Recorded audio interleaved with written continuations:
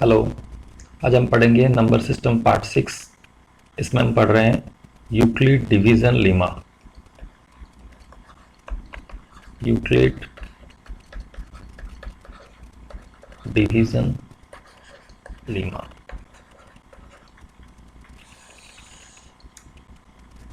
अगर a और b दो पॉजिटिव इंटीजर हैं, then there exist q and r. These q and r are unique such that a is equal to bq plus r. Value of r lies between 0 to b. तो कोई भी दो digit अगर है, positive integer हैं a और b, तो उनके लिए दो corresponding unique q and r जरूर होंगे, जहां पर कि a इज इक्वल टू हो जाएगा bq plus r, 0 less equal than r less than b। Division algorithm इसको इसलिए बोलते हैं क्योंकि इसको हम अलग फॉर्मेट में पढ़ते हैं। हम पढ़ रहे हैं, जब पढ़ते हैं इसको हम पढ़ते हैं dividend equal to divisor into coefficient plus remainder. इस फॉर्मेट में हम पढ़ते हैं बचपन से। तो यहाँ पर इन प्लेस ऑफ डिविडेंड आया है a, in place of divisor आ चुका है p, और इन प्लेस ऑफ कोएफिशिएंट की and remainder q and r। हम जानते हैं हम डिवीजन तब तक करते हैं जब तक रिमाइंडर जो है वो डिवाइजर से छोटा ना हो। इसीलिए कंडीशन है remainder must be less than divisor, remainder can be zero, minimum value of remainder can be zero. इसीलिए ये वाला कंडीशन है। तो ये जो हम बचपन से पढ़ते आते हैं, dividend is equal to divisor into coefficient plus remainder, that is actually a consequence of Euclid's division lemma. Okay, इसके यूजेस क्या हैं? तो इसके यूज बहुत सारे हैं, मैं एक दो यूज बताऊंगा। जैसे बहुत सारे प्रूफ्स में, इनडायरेक्टली नंबर सिस्टम प्रूफ में, जैसे any positive integer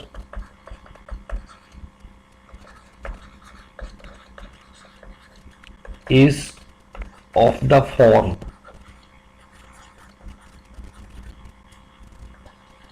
three Q plus 1 और 3q प्लस 2। ऐसा प्रूफ अगर आया कि आपको कोई भी पॉजिटिव इंटीजर जो होगा वो या तो इस फॉर्मेट में होगा या इस फॉर्मेट में या इस फॉर्मेट में, तो हम कैसे करेंगे? ठीक है, let m belongs to z plus, m एक पॉजिटिव इंटीजर है, and we divide m by 3। अगर हम m को 3 से डिवाइड करेंगे तो रिमाइंडर कौन कौन होगा? Remainder may be 0, remainder may be 1, remainder may be 2। इसके अलावा कुछ रिमाइंडर नहीं हो सकता, क्योंकि remainder is always less than divisor. तीन कंडीशन आ गई। इसका मतलब अगर रिमाइंडर 0 है तो हम लिख सकते हैं m is equal to divisor, किससे डिवाइड किए? 3 इंटू कुछ ना कुछ तो कोएफिशिएंट आएगा प्लस 0। दैट मीन्स क्या फॉर्मेट आ गया? 3q। कंडीशन नंबर 2 है, ये कंडीशन नंबर 1। कंडीशन नंबर 2 है अगर रिमाइंडर 1 आया तो m इज इक्वल टू क्या होगा? 3 डिवाइजर इंटू एनी कोएफिशिएंट और रिमाइंडर 1। तो ये आ गया, फॉर्मेट हमारा आ गया 3q प्लस 1। सिमिलरली m को हम लिख सकते हैं 3 इंटू क्यू, इस समय रिमाइंडर क्या आ रहा है? 2। दैट मीन्स इन तीनों में से कोई ना कोई होने वाला है, इसके अलावा कुछ नहीं हो सकता। ओके, नाउ और एक एग्जांपल लेते हैं, जैसे the square of any positive integer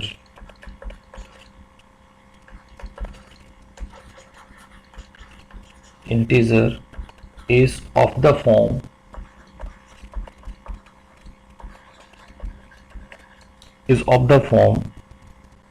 जैसे हम ले लें कि 3m और 3m प्लस 1। स्क्वायर जो होगा किसी का भी वो 3m या 3m प्लस 1 के फॉर्म में होगा। चेक करते हैं, देखिए 1 का स्क्वायर 1 है, इसका मतलब क्या? यहां लिखा हुआ है 3 इंटू 0 प्लस 1। 2 का स्क्वायर देखिए क्या होता है 4 होता है, 4 को हम लिख सकते हैं 3 इंटू 1 प्लस 1। नाउ 3 का स्क्वायर 9 होता है, उसको हम लिख सकते हैं 3 इंटू 3 प्लस 0। तो 3m मीन्स 3 इंटू समथिंग होगा या 3 इंटू समथिंग प्लस 1 होगा। ये दोनों 3m प्लस 1 फॉर्मेट में है, ये 3 के फॉर्मेट में है। लेकिन इसको प्रूव कैसे करेंगे? तो प्रूव करने के लिए हमको यूक्लिड डिवीजन लेमा का यूज करना पड़ेगा। जैसे एग्जाम्पल में दे रहा हूं, एनी नंबर m, हम ले लेते हैं any number m is equal to क्या होगा, आइदर ये होगा 3q और ये क्या होगा 3q प्लस 1, और ये हो सकता है 3q प्लस 2 जो हमने पहले देखा। अगर हम 3 से डिवाइड करते हैं तो इसका जो स्क्वायर होगा वो क्या होगा, m स्क्वायर जो क्या होगा, फर्स्ट कंडीशन m स्क्वायर हमको निकालना है, कंडीशन 1 फर्स्ट कंडीशन। यहाँ पर m अगर 3q है तो m स्क्वायर क्या हो जाएगा 3q का स्क्वायर। 3q का square means 9q square. 9q square can be written as 3 into 3q square. 3 को मैंने 3 लिखा, इन प्लेस ऑफ 3q स्क्वायर मैंने उसको लिख दिया n, that means it is a multiple of 3, just show करने के लिए, क्योंकि 3q स्क्वायर के प्लेस पे मैंने n लिख दिया, 3n means multiple of 3। Now case number 2, अगर m is equal to 3q plus 1 है तो क्या होने वाला, तो m स्क्वायर क्या होगा 3q प्लस 1 का होल स्क्वायर। दैट मीन्स हम a plus B whole square formula लगाएंगे, तो 3q square means 9q square plus 1 plus 2 into 3q into 1, that means 6q। मैं इसको अरेंज कर सकता हूं, इन दोनों में से 3 कॉमन निकाल सकता हूं। तो मैंने इसको 3 कॉमन निकाला, तो पहले वाले में क्या आया देखो 3q स्क्वायर, दूसरे वाले में आया 2, यहां से आया 2, लेकिन 1 में से कुछ कॉमन नहीं निकला। लेकिन इसको मैं लिख सकता हूं n, क्योंकि ये तो q स्क्वायर किसी पॉजिटिव नंबर का स्क्वायर है, 3 से मल्टीप्लाई, तो इसको मैं लिख सकता हूं, तो ये बन गया 3n प्लस 1। तो फॉर्मेट कौन सा आ गया 3n प्लस 1। तीसरा बीट अगर मैं देखूं, अगर हमारे पास आया है 3q प्लस 2, तो 3 ही कंडीशन है, 3 ही, अगर हम किसी नंबर को 3 से डिवाइड करेंगे तो 3 ही कंडीशन आएंगे, कोई भी नंबर, ठीक है।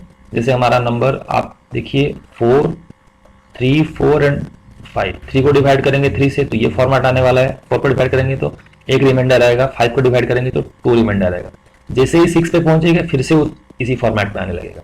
चेक करते हैं यहाँ पर फिर से, ये हो गया 9q स्क्वायर प्लस 4 प्लस 3 2 जा 6, 12q। फिर से मैं कॉमन निकाल रहा हूं, यहां से 3 कॉमन निकाल रहा हूं, तो यहां से क्या बचा 3q स्क्वायर प्लस वहां से क्या बचा 4, लेकिन यहां से भी मैं कॉमन निकाल रहा हूं। इस 4 को मैंने स्प्लिट कर दिया 3 प्लस 1, 1 बाहर। एक्चुअल में क्या ना, इस 4 को मैंने लिख दिया 3 प्लस 1, तो इस 3 में से कॉमन निकाल चुका हूं 1, यहां बच गया।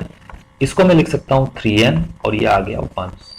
3 फॉर्मेट आते हैं, या तो 3n आएगा या 3n प्लस 1 या 3n प्लस 1 प्रूफ। तो ऐसे प्रूफ जो इस तरह के फॉर्मेट में हो, कौन किससे क्या रिमाइंडर आएगा, क्या बचेगा, किस फॉर्मेट में होगा, ऐसे प्रूफ यूक्लिड डिवीजन लेमा को यूज करके हम बहुत आसानी से कर सकते हैं। ओके ओके, अब हम पढ़ रहे हैं एक फंक्शन जिसको हम बोलते हैं ग्रेटेस्ट इंटीजर फंक्शन।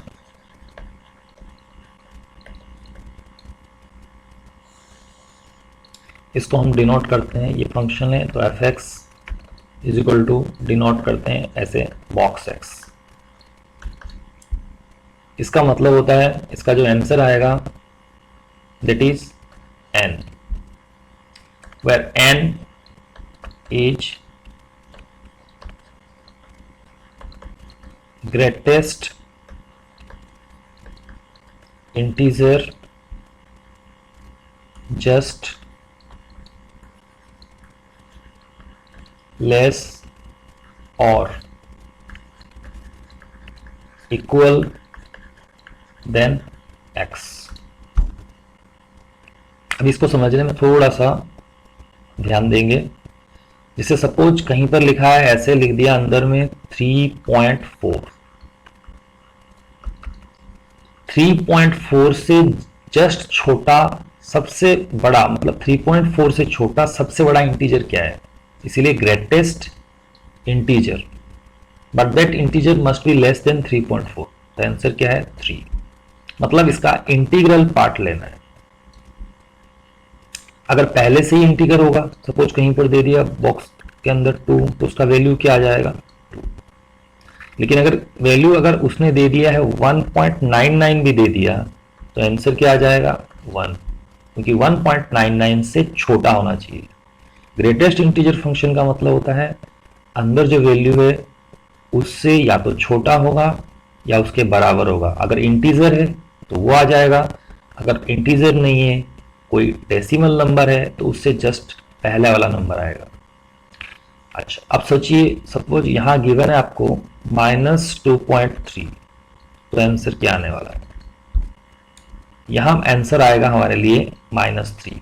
क्यों? क्योंकि नंबर लाइन में हम जाएंगे तो ये अगर हमारा 0 है, -1 यहां कहीं है, -2 यहां कहीं है, -3 यहां कहीं है, -2.3 यहां पर कहीं पर होगा हमारा नंबर। तो हमको जो नंबर चूज करना है उससे छोटा, तो हम -2 नहीं कर सकते, -2 बड़ा है, तो हमको यहां जाना पड़ेगा। नेगेटिव में एक्चुअली में ये नंबर बढ़ जाता है, हमको लगता है नेगेटिव में ऐसे आंसर आएंगे।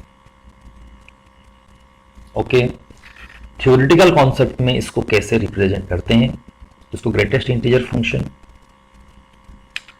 तो हम क्या लिखते हैं, कोई भी इंटीजर, अगर कोई भी रेशनल नंबर है या फिर कोई भी इरेशनल नंबर है, मतलब any real number, any real number x can be written as n plus f। x belong करता है r को, मतलब रियल नंबर है। n जो है वो किसको बिलोंग करता है, n बिलोंग करता है हमारे, ये वाला पार्ट इंटीग्रल वाला पार्ट है, तो ये बिलोंग करेगा इंटीजर को। f जो है वो कहां से कहां हो सकता है, f एक्चुअल में जो है, f यहां f लिख रहा हूं, f is less than 1 but f less equal 0। f fractional part है, मतलब f 0 से लेकर 1 से नीचे होगा, but it can not be 1। Okay, जैसे कहीं पर लिखा है 1.7, तो I can break it as 1 plus 0.7। 1 is the integral part and 0.7 is the fractional part। अगर मैंने यहाँ 2 लिखते तो यहाँ पर क्या होता है 2 plus 0। In this case integral part is 2 and fractional part is 0। तो फ्रैक्शनल पार्ट कैन बी 0, इसीलिए इक्वल लगाए, पर ये 1 नहीं हो सकता, जैसे ही 1 होगा तो इंटीजर में चला जाएगा। तो इसी को हम बोलते हैं ग्रेटेस्ट इंटीजर फंक्शन। ओके, इसका ग्राफ कैसा होगा पहले, उसके बाद उसकी कुछ प्रॉपर्टीज।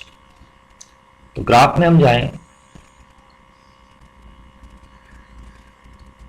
ये X axis, X dash number line का, similarly positive Y axis and ये negative Y axis means Y dash. Suppose यहाँ मैं थोड़ा कलर चेंज कर लूँ, बेटर रहेगा। ओके, सपोज यहाँ 1 है, ये वाला पॉइंट हमारा 1 है, this point is 2, this point is 3, this point is 4। Similarly ये 0 है, तो यहाँ कहीं पर आ गया -1, यहाँ पर आ गया -2 and -3 and so on. Similarly यहाँ पर भी 1 2 3 4 -1 -2 -3 -4। नाउ जब इंटीजर का इनपुट में आप कुछ भी डालें, 0 से लेकर आप कुछ भी डालें और 1 से छोटा, मतलब आंसर क्या आने वाला है, मतलब मैं f जो हमारा फंक्शन है fx, अब अगर उसमें मैं 0 से लेकर कुछ भी डालूं, 0 से लेकर मैं डाल रहा हूं लेस देन 1, तो आंसर क्या आएगा, आंसर जो आएगा 0 है, फ्रैक्शनल पार्ट 0 है, सॉरी इंटीजरल पार्ट 0 है। जैसे मैंने डाला 0.7 डालूंगा, तो आंसर तो क्योंकि इंटीग्रल पार्ट 0 है, इसका मतलब यहाँ जो आंसर आएगा वो ये वाला पार्ट यहाँ से लेकर यहाँ तक आएगा, लेकिन ये 1 नहीं आएगा, तो मैंने 1 को ऐसा वाला बॉक्स बनाया, मतलब 1 इंक्लूड नहीं है। ठीक है, अब 1 से जब बड़ा डाल रहा हूं तब आंसर क्या आएगा, तब आंसर हमेशा 1 आएगा। मतलब यहां से फिर से शुरू हो गया, क्योंकि ये 1 वाला लाइन है, यहां से शुरू हो गया, यहां तक गया, और यहां फिर से 2 इंक्लूड नहीं है। सिमिलरली यहां पर शुरू हुआ, इसके लिए 2 यहां चला गया, फिर यहां गया, फिर इंक्लूड नहीं है। सिमिलरली यहां से शुरू हुआ, ये ऐसे गया, और ये इंक्लूड नहीं है, ये कंटिन्यू हुआ। अब नीचे के बारे में सोचते हैं। सपोज हमारा आंसर हमने डाला है -0.3, तो -0.3 डालते ही, क्योंकि फ्रैक्शनल पार्ट हमेशा पॉजिटिव होना चाहिए, तो मैं क्या करूंगा, इसको लिखूंगा, ये लिखा हुआ एक्चुअल में -1 प्लस 0.7, ये इंटीग्रल पार्ट है कि -1 प्लस 0.7 इज -0.3, क्योंकि इसका जो वैल्यू कहाँ से कहाँ होता है, फ्रैक्शनल पार्ट का जो वैल्यू होता है वो वैल्यू 0 से लेकर 1 के बीच में होता है। तो पॉजिटिव बनाना है इसको, तो मैंने इसको ऐसे लिखा, तो इंटीग्रल पार्ट क्या हो गया -1, तो इसका मतलब इसका वैल्यू यहाँ से लेकर यहाँ तक आएगा, लेकिन ये इंक्लूड नहीं, ये यहाँ जा चुका है। सिमिलरली उसके बाद देखेंगे तो फिर से वही कंटिन्यू होगा, तो ये ग्राफ है, इस फॉर्मेट में चलेगा, यहाँ तक कंटिन्यू होगा। ऐसे लाइन लाइन के ग्राफ बनेंगे, यहाँ पर कटआउट्स होंगे, ग्राफ यहाँ से जाएगा, ये वाला इंक्लूड नहीं है। यहाँ मैंने ऐसे बनाया, मतलब ये 1 इज यहाँ पर इंक्लूड नहीं है, क्योंकि 1 होते ही वो ऊपर चला जाएगा, वैल्यू यहाँ चला जाएगा, 1 के लिए 1 आएगा आंसर। क्लियर? ये हुआ हमारा graphical interpretation of greatest integer function. Now properties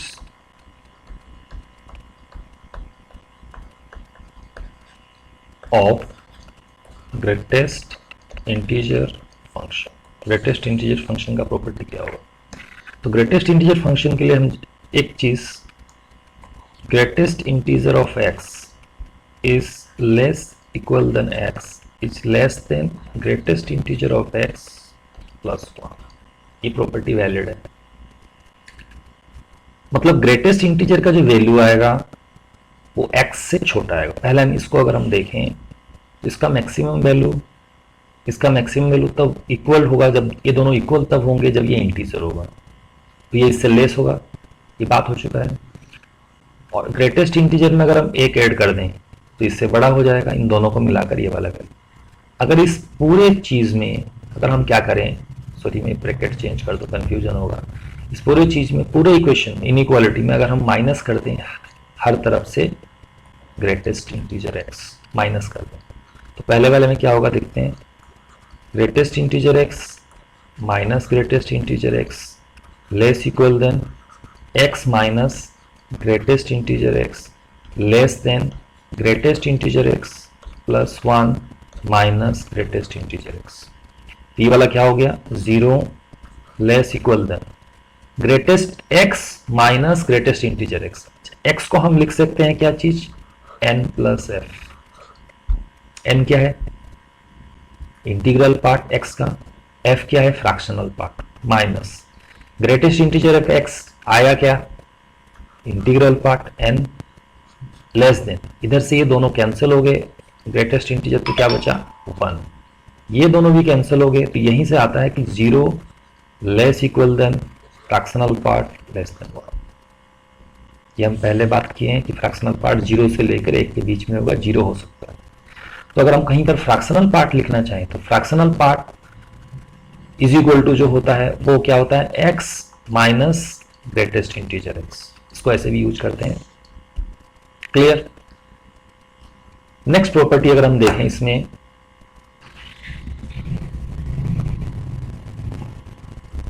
next property अगर हम देखें और एक प्रॉपर्टी देखते हैं, अगर greatest integer x plus n दिया है तो इसका मतलब होता है this is greatest integer x plus m। Condition apply है m एक इंटीजर होना चाहिए।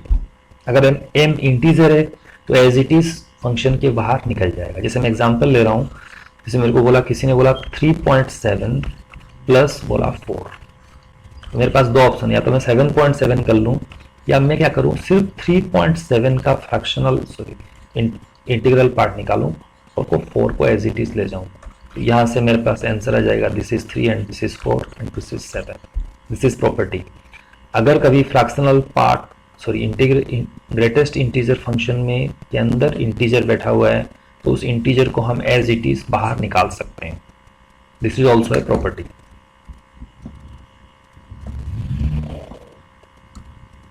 नाउ अनदर प्रॉपर्टी, अगर दो नंबर का greatest integer of x plus greatest integer y, दोनों का ग्रेटेस्ट इंटीजर का जो सम होगा उसका वैल्यू जो होगा दोनों का सम होने के बाद जो ग्रेटेस्ट इंटीजर वैल्यू होगा उससे छोटा होगा, पहला बात। और उसका जो वैल्यू होगा वो greatest integer x plus greatest integer y plus 1 से छोटा होगा। अगर इसका फ्रैक्शनल पार्ट, सपोज ये लिखा हुआ है n1 प्लस f1 और ये लिखा हुआ है n2 प्लस f2, इसका आंसर क्या आने वाला है n1 और इसका आंसर आने वाला है n2। ठीक है, यहां लेकिन ये है कि अगर f1 एंड f2, अगर f1 प्लस f2 दोनों मिलकर अगर ग्रेटर या इक्वल हो गए 1 से तो उनका काउंट भी यहां पर आ जाएगा। तो यहां आंसर क्या आ जाएगा, n1 प्लस n2 तो है ही, लेकिन उसके अलावा 1 भी ऐड हो जाएगा, ये आंसर। लेकिन अगर f1 plus f2 fractional part less than 1 हो गया तो यहां भी आंसर आने वाला है n1 प्लस n2। क्लियर? तो यहां तो परफेक्टली आंसर आने वाला है कि n1 प्लस n2 प्लस 1 आएगा ही आएगा, क्योंकि यहां पर यह इसका n1 आएगा, इसका n2 आएगा और इसका 1 आएगा। यहाँ दो कंडीशन है, यहाँ दो कंडीशन मतलब यहाँ के लिए एक्चुअली में मुझे ये वाला पार्ट इसको हटा लेना चाहिए, ये नहीं होगा। ठीक है, ये वाला पार्ट नहीं होगा, सिर्फ यहाँ पर सिर्फ लेस देन लगेगा। अच्छा, क्योंकि यहाँ पर तो 1 ऐड हो रहा है गारंटी, लेकिन अगर यहाँ भी आ गया इस पहले कंडीशन में तो इसको हमें यहाँ पर लगा देता हूँ, क्योंकि बाद में जब यहाँ भी आ जाएगा, अगर ये वाला कंडीशन आ गया तो पहले कंडीशन के लिए, इस कंडीशन के लिए ये वैलिड नहीं होगा, लेकिन सेकंड कंडीशन के लिए वैलिड होगा। दोनों को हम ऐड कर देंगे तो हम इसको लगाना पड़ेगा। क्लियर? जैसे मैं एग्जांपल लेके समझाऊंगा, आप लोगों को बेटर समझ में आएगा। जैसे सपोज मैंने ले लिया 3.3 और प्लस मैंने दूसरा ले लिया 4.4। तो आप सोचिए इसका आंसर आने वाला है 3, इसका आंसर आने वाला है 4, 7। लेकिन जब दोनों को ऐड कर दूंगा तो आंसर कितना होगा, दोनों को ऐड कर दे रहा हूँ तो 3.3 प्लस 4.4 ये हमारा हो गया 7.7। तो उसका आंसर आने वाला है 7। और इधर क्या आंसर आएगा, इसका आंसर आएगा 3 प्लस 4 प्लस 1 दैट मीन्स 8। तो ये देखो ये लग गया, यहाँ लेस इक्वल, यहाँ लेस इक्वल, वैलिड है, यहाँ इक्वल हो गया। लेकिन अगर यहीं पर मैं उसको लेता 3.3 और इसको मैं ले लेता 4.8 ले लेता, 4.7 भी ले सकता हूँ, तो यहाँ क्या हो जाएगा, इसका हो जाएगा आंसर 3, इसका आंसर हो जाएगा 4 दैट मीन्स 7 पहले वाले का। लेकिन जब दोनों को ऐड कर देंगे तो आंसर आ जाएगा 4 प्लस 7 3, तो ये 8.1 आ गया। 8.1 का जब फ्रैक्शनल पार्ट निकालेंगे 8 आ जाएगा, यहाँ पर लेस देन लग जाएगा, लेकिन उधर क्या लगेगा, उधर एक का आएगा 3, एक का आएगा 4, एक का आएगा 1, इक्वल टू लग जाएगा। तो देखिए एक जगह यहाँ पर इक्वलिटी होल्ड कर रही है, एक जगह यहाँ पर इक्वलिटी होल्ड कर रही है, तो अल्टीमेटली हमको दोनों जगह इक्वलिटी होल्ड हो रही है। This is also very important property of greatest integer x। 1 second में इसको स्क्रीन को इरेज करूं।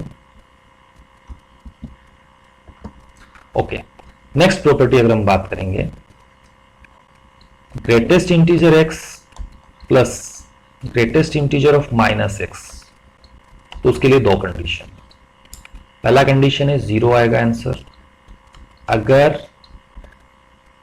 x जो है वो बिलोंग करता है इंटीजर को, और आंसर -1 आएगा if x does not belong integer. दो कंडीशन। अब ये कैसे हुआ, अगर इसको हम देखना चाहें तो हम एग्जांपल ले सकते हैं। सपोज मैं यहाँ लिखूं 2, मैंने इंटीजर लिया है, और यहाँ लिखूं -2। इसका आंसर, क्योंकि इंटीग्रल पार्टी आएगा तो इसका 2 आएगा और इसका आंसर आएगा -2, तो आंसर आ जाएगा 0। This is valid. अगर हम लेते हैं, यहाँ पर मैंने ले लिया 2.3 प्लस यहाँ पर ले लिया -2.3, 2.3 का जो आंसर आएगा वो 2 आएगा, -2.3 का, क्योंकि -2.3 से छोटा, इसका मतलब आंसर आएगा -3, तो अल्टीमेटली जो आंसर आएगा -1, ये वाला आएगा valid. Okay, with this number system part 6 and number system ends.